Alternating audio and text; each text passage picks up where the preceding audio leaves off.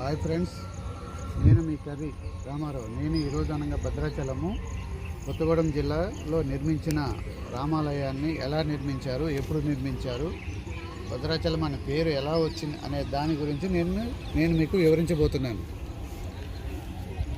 మన రామదాస్ గారు భద్రాచలంలో నిర్మించిన ఆలయాన్ని ఇప్పుడు మీకు చూపిస్తూ నేను చెప్పబోతున్నాను.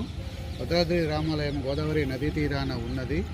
17వ శతాబ్దంలో శ్రీ రామదాసు కంచర్ల గోపన్న ఈ ఆలయాన్ని నిర్మించినారు. పూర్వము బద్ధుడు అనే భక్తుడు తపస్సు చేస్తూ కొండగా మారి శ్రీరాముడు వెలిసే విధంగా వరము పొందాడని మన పూర్వీకులు ఇక్కడ చెప్పుకుంటూ ఉంటారు.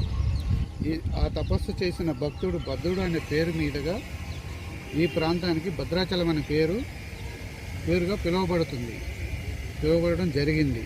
దేశవ్యాప్తంగా ప్రసిద్ధి చెందిన శ్రీ సీతారాముల వారి కళ్యాణము మన భద్రాచలంలో ప్రత్యేకించి జరుగుతున్నది.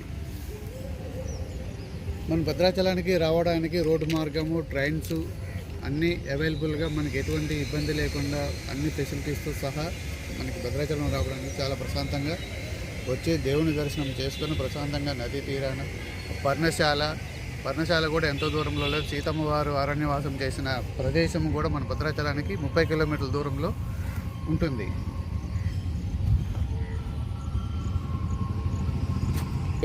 రాములవారి కళ్యాణకట్ట ఇది.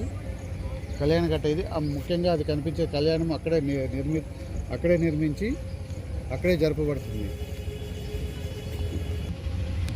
ఇక్కడ నిర్మించిన శ్రీ రాములవారి కళ్యాణకట్ట భక్తులందరూ ఇక్కడికి విచ్చేసి తిలకించేందుకు వీలుగా ఇక్కడ కళ్యాణకట్ట మంచిగా, నీట్గా, ప్రశాంతంగా చూసి తరించే విధంగా కళ్యాణకట్ట నిర్మించడం జరిగింది.